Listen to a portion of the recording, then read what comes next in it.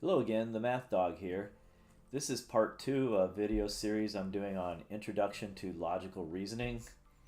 In part 1, I looked at the conditional statement, the contrapositive, the converse, and the inverse. It would be helpful to watch part 1 before you go into what I'm doing here, which is the Law of Syllogism and the Law of Detachment.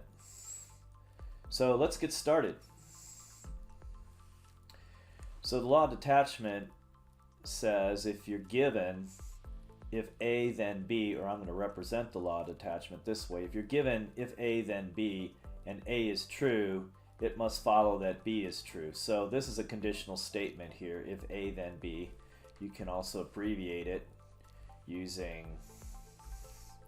A implies B. I like to do this. This means implies. It also means if then. So if we have this conditional statement and we verify the hypothesis, this is called the hypothesis, this is the conclusion. If we verify A, then B must follow to be true. Okay, so you could write this even shorter by writing A implies B, then A, and then B is your conclusion. Okay, example, so S implies T, then I'm saying this means S is true, therefore the conclusion is T. T is true. Okay, the tilde means not. You can write out not, but this tilde symbol, which you see on a typewriter and you see it in the upper corner of your computer keyboard, means not. So if A then C and then not D, okay, what we can do is we can write the contrapositive here, and let's actually let's write this as C implies D. Well, from what we know about the contrapositive statement, which is also true, if this statement is true, then this is true. Not D implies not C. So if I have not D implies not C, and then I have not D, that means then the conclusion is then that not C must be true. All right, let's look at another example here. So previous examples I've used symbols. Here I'm going to use words, but I'm going to convert it to symbols. So I have, if it is a border collie, then it is a dog. Okay, so that's my hypothesis. I'll call this A. It is a dog, I will call B. So this is the conditional statement. A implies B. Then I have it is a border collie. That is A. So I have A implies B and I have A, therefore from the law of detachment my conclusion must be B, and B is it is a dog. So this is how I approach the logic problems with words. I replace the statements or phrases with a letter, then I check the logic, because the logic is what determines what you do here. So by the law of detachment again, if A implies B, even if it's a silly statement, and I know that A is true, I can always conclude then that I can conclude B. Conclude B is true. All right, so another example of the law of detachment. So if it is not raining, then we'll go swimming. I will call, this is my hypothesis, I'll call this A. I mean, you can use whatever letters you want. I'm just using A and B here. Then we will go swimming. Okay, so B is we will go swimming. So this is the conditional statement. A implies B.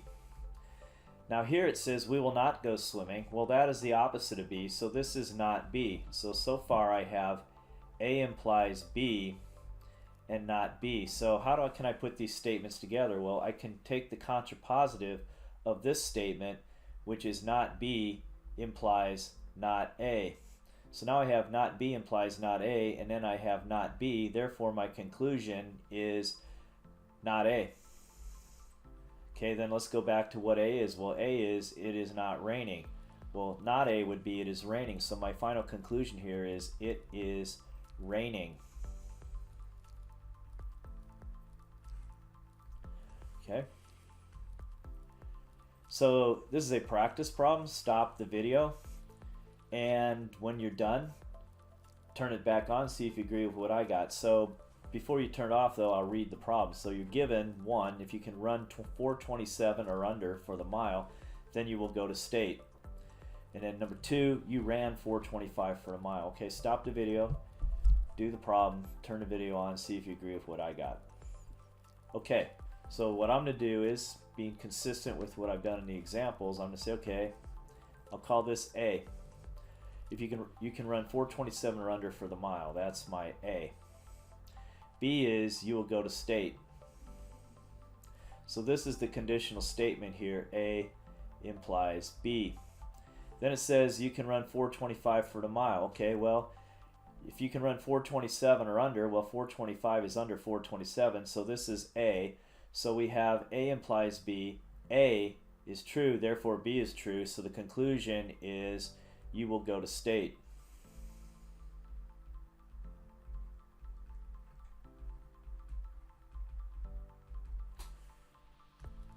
All right, now we talk about the law of syllogism. Okay, so in this one, I'm going to put it in 2 steps. You could even go more than that if you like, but this is, you could go if A then B, if B then C then D, etc. But we're just going to do A and B and then B to C.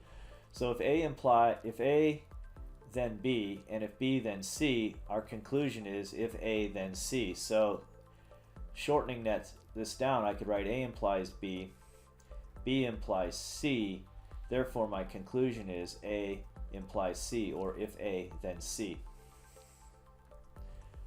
So example, S implies T and not S implies not X.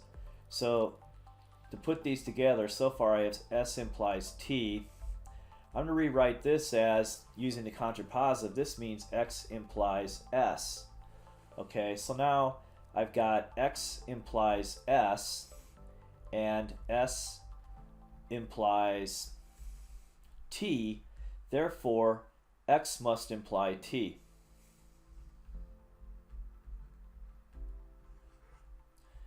Okay? Okay, another example. Okay, you're given these things, so I'm going to put these into symbols after I read it. So if it is Friday, then we go bowling. Okay, I'll call this A. Then we go bowling. We go bowling. I'll call that B. So the first statement here is A implies B, the conditional statement. If we throw a temper tantrum, we'll call that C. Then we do not go bowling. So this then is not B, because B is we go bowling. So let's write this stuff down here. So I have, well, I'll write this over here first. So this is then C implies not B. Okay, so we have A implies B, C implies not B. So what I'm going to do is, I don't want that there yet, sorry. So if A implies, this should be A implies B, not A equals B. If A implies B and C implies not B, right now I can't put these together. However, I could write the contrapositive of this statement, which is you switch the order and you negate both these things. So this becomes B implies not C. So now I can do something with this, because now I have A implies B and B implies not C. So we have a connection here, so I can conclude with A implies not C. Okay, well, what does that say? So what is A? Let's go back to the top. A is if it is Friday. So if it is Friday,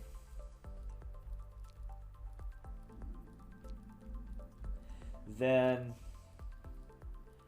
not C. This should be not C, not minus C. That should be a tilde, not C. So we don't throw a temper tantrum. If it is Friday, I'm going to use the word then instead of symbol here, then we do not throw a temper tantrum.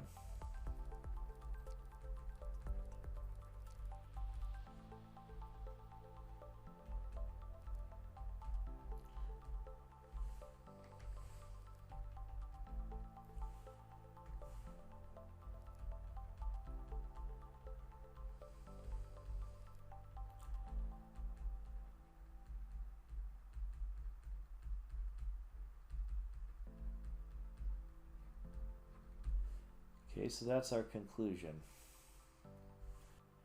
Right, here's a short practice problem on the Law of Syllogism. So I'll read it, then stop the video, do the problem, and then turn the video back on, see if you agree with what I got. So given A implies B, and then number 2 part of this is not A implies not X.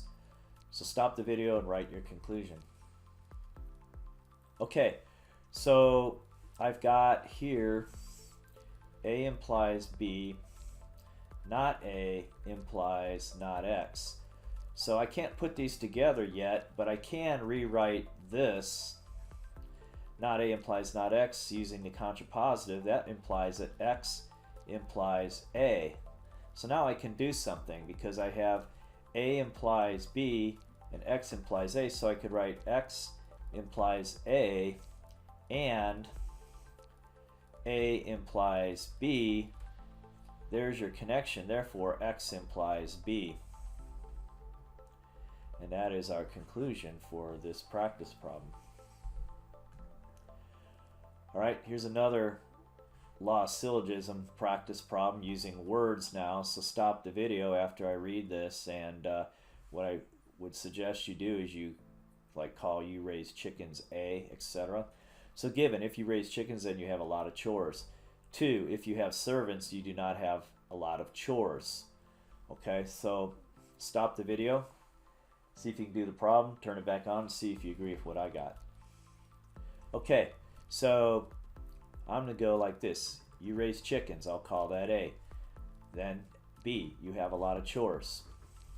Okay, so this is a conditional statement. If A, then B. Okay, now if you have servants, well, you have servants, I'll call that C. You do not have a lot of chores. Okay, well, that's not B. Okay, so I've got here C implies not B. Okay, so I've got 2 sets of statements. A implies B. C implies not B. I can't do anything with that right now until I, again, take the contrapositive. I can rewrite this as, you swap these and you negate each of them. So this becomes B implies not C. So now I have A implies B and B implies not C. So I can put these together to get A implies not C. So what is that in words? Okay, that would be, if you raise chickens,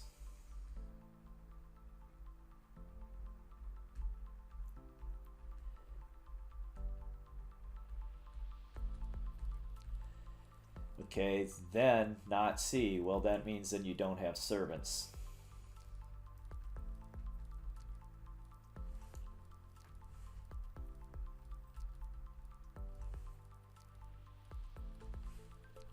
Then you do not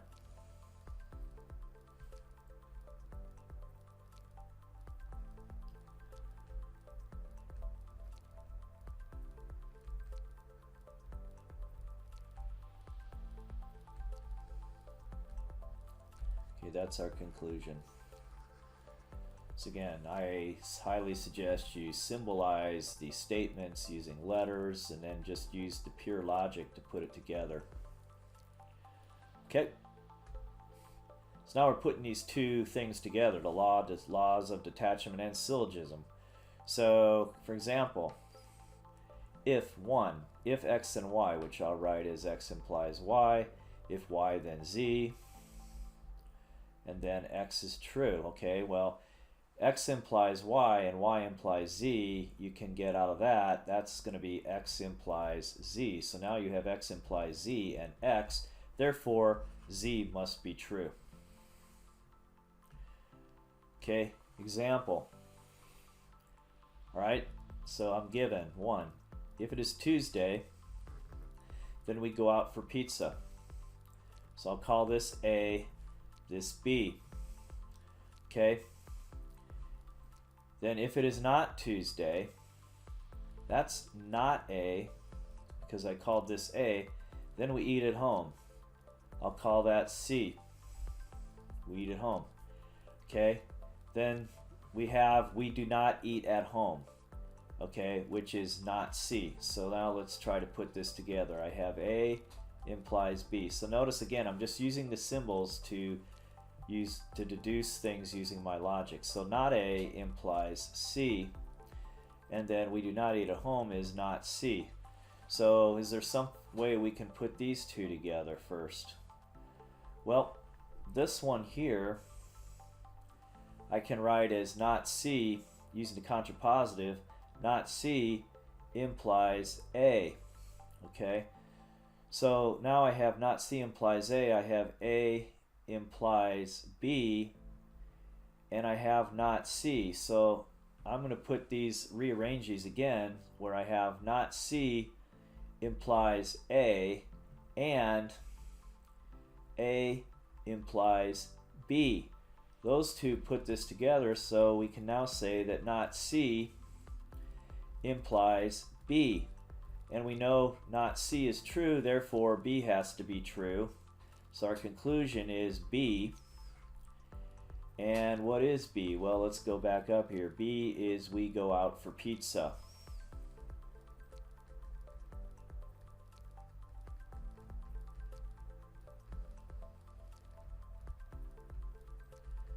So we use the logic rules, not what the statements necessarily say. We use the logic rules to deduce our conclusion. So again, I always, when I have words, I always replace the words with a variable that represents them, like A, B, C, etc. Okay, so stop the video, putting the laws of syllogism and detachment together. I'll read the problem, try the problem, then turn the video on and see if you agree with what I got. Okay, so 1, given, if it is Monday, then I take piano lessons. So you're going to do this. I'm not going to do it for you here yet. 2, if I play soccer, then I do not take piano lessons. 3, it is Monday. So stop the video, see what you can do, and then check to see if you agree with what I got. Okay, so it is Monday, I'll call that A. I take piano lessons, I'll call that B. So I have the statement A implies B. Then if I play soccer, that'll call C. Then I do not take piano lessons. Okay, that's not B, because B is I take piano lessons. Okay, so now I have C implies not B. And then it is Monday. Well, that's A. Okay, so if I can, what I'm going to do is, again, I'm going to use the contrapositive to swap this around, because this is equivalent to B implies not C. So now I have A implies B, B implies not C, and I have A. So I can put these two together now. A implies B and B implies C implies A implies not C. So I have A implies not C, and then I have A. So that means my conclusion is not C. Okay, and what is C? Well, C is I play soccer. So that means I do not play soccer.